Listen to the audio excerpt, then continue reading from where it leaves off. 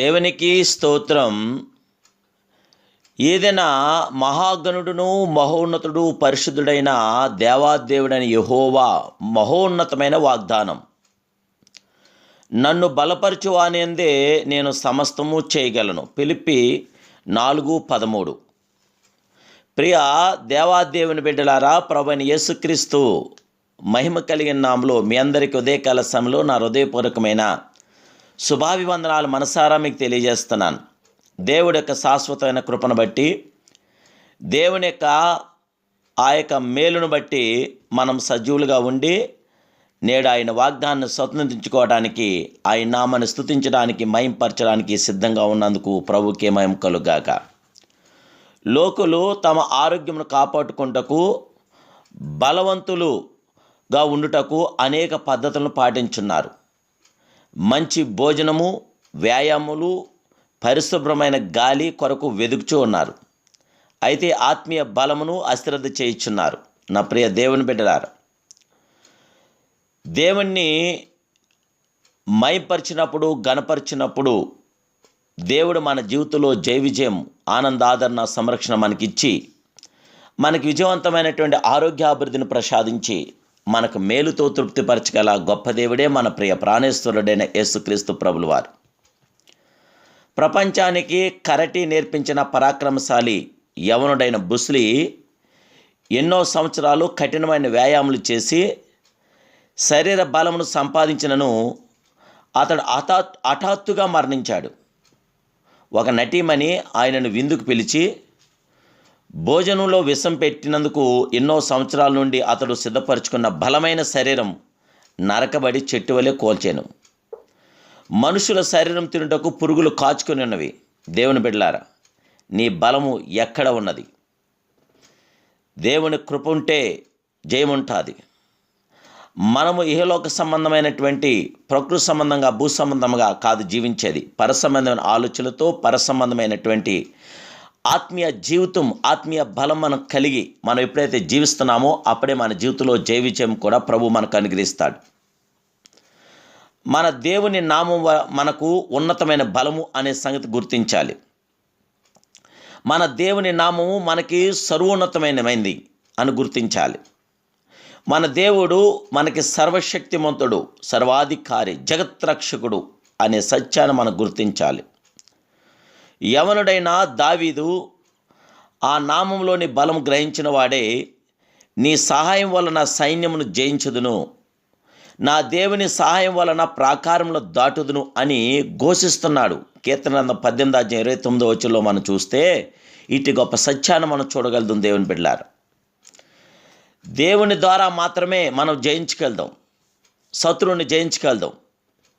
ఈ లోకాన్ని జయించగలుగుతాం. సాతాను బలాన్ని జయించగలుగుతాం.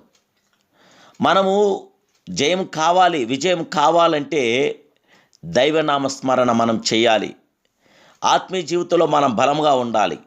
దినదినం, అనుదినం, ప్రతిదినం మన పరిశుద్ధ దేవుడి తట్టు చేతులెత్తి, హృదయాలెత్తి, ఆలోచనలెత్తి, తలంపులెత్తి మనం ప్రార్థించినప్పుడు ఆ మహోన్నతుడైన దేవుడు మనకి విజయాన్ని ఇవ్వగల గొప్ప దేవుడు మన ప్రియ ప్రాణేశ్వరుడు, జగత్రక్షుడు, యేసునాథుడు. వారు నానాటికి బలాభివృద్ధి నొందుచు ప్రయాణం చేదురు, వారిలో ప్రతివాడును సియోన్లో దేవుని సన్నిధిని కనపడినట్టుంది. కీర్తన 84:7 మనం చూసినప్పుడు ఈ చక్కని సత్యాన్ని కూడా మనం చూస్తున్నాం. దేవుని బిడ్డలారా, ఎందుకంటే బలాభివృద్ధినిచ్చేవాడు ప్రభువే. మన ప్రయాణాల్లో అన్ని విషయాల్లో కూడా బలం అనుగ్రహించేవాడు పరిశుద్ధాత్మ దేవుడే.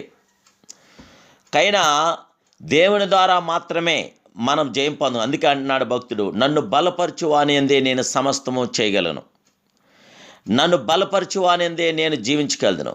దేవుని బిడ్డలారా, మన జీవితాలు ఎలా ఉన్నాయి? క్రీస్తునందా, లోకమునందా? ప్రభు కొరకు జీవిస్తున్నామా? లోకానుసారంగా జీవించాలని ఆశపడుతూ లోకులు చూసి మురిసిపోతున్నామా?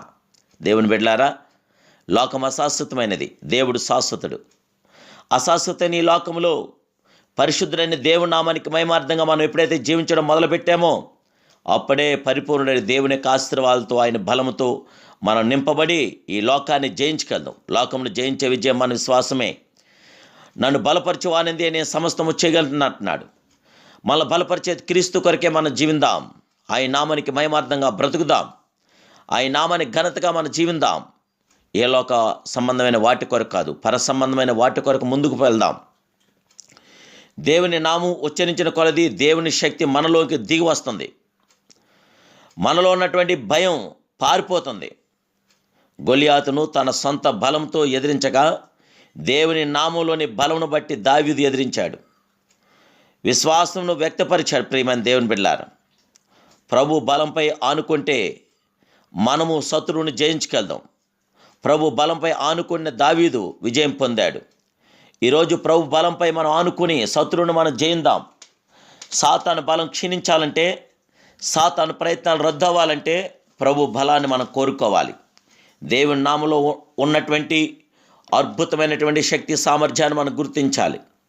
దేవుని నామాన్ని ఉచ్చరించిన కొలది దేవుని శక్తి మనలోని దిగి పరిశుద్ధాత్మ దేవుని యొక్క అభిషేకం ద్వారా నింపబడి సాతాన్ని జయించే ధైర్యాన్ని పరిశుద్ధాత్ముడే మనకి ఇవ్వగలుగుతున్నాడు. దేవుని బిడ్డలారా, దేవుడు తన వాగ్దానాన్ని మన పక్షాన నెరవేర్చే దేవుడు, మన గుండెల్లో ధైర్యం ఇచ్చే దేవుడు.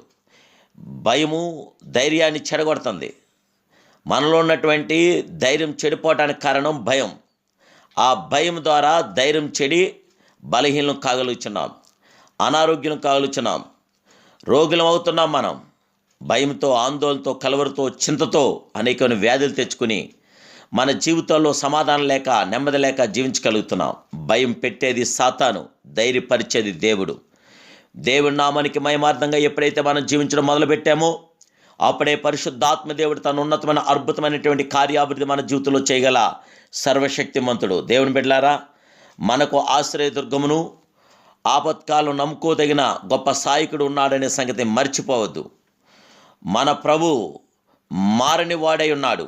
కాబట్టి యెహోవా నా బలమా, నేను నిన్ను ప్రేమించదనని దావీదు ప్రకటించిన ప్రకారం మనము ఆయన్ను ప్రేమించుచు ఆయన బలమును పొందుచు ముందుకు సాగుదాం.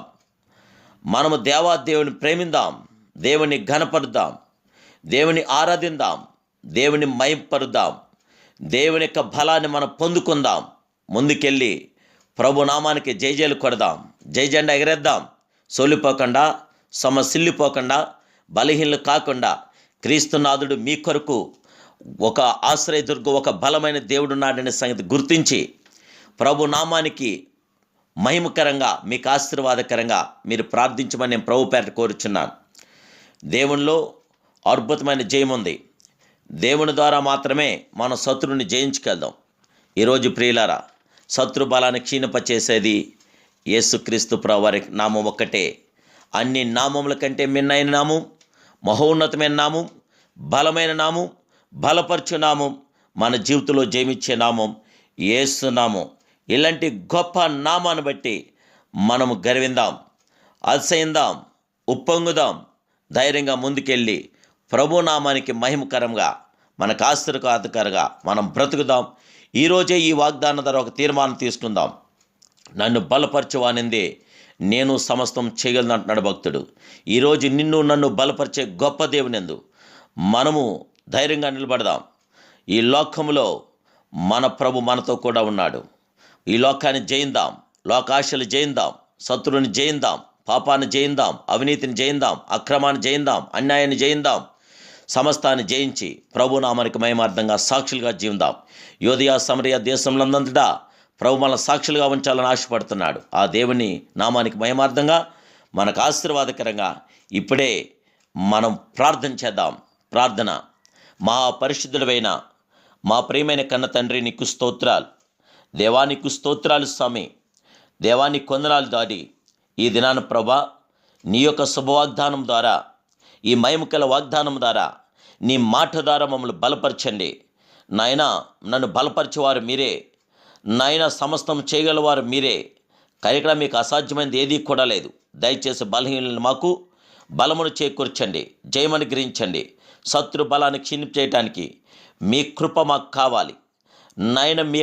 నైనా పరిశుద్ధాత్మ శక్తి చేత మమ్మల్ని నింపి మమ్మల్ని ఆశీర్వదించి దీవించి, ఎందరైతే ఈ దినాన ఈ వాగ్దానం కొరకు వేచున్నారో వారి జీవితంలో, వారి కుటుంబాల్లో, వారి బిడ్డల్లో, వారి కుటుంబ సభ్యుల్లో నాయన, వారి గుండెల్లో నీ యొక్క బలమును చేకూర్చి పరిశుద్ధాత్మ అభిషేకం ద్వారా నింపి నీ ఆత్మచేత పిల్లల్ని నాయన పరిపూర్ణులుగా సంపూర్ణులుగా చేసి వీళ్ళందరికీ విజయం దయచేసి నాయన మేలుతో తృప్తిపరచమని యేసుక్రీస్తు పరిశుద్ధ నామమున ఈ ప్రార్థన మీకు సమర్పిస్తున్నాను కన్న తండ్రి.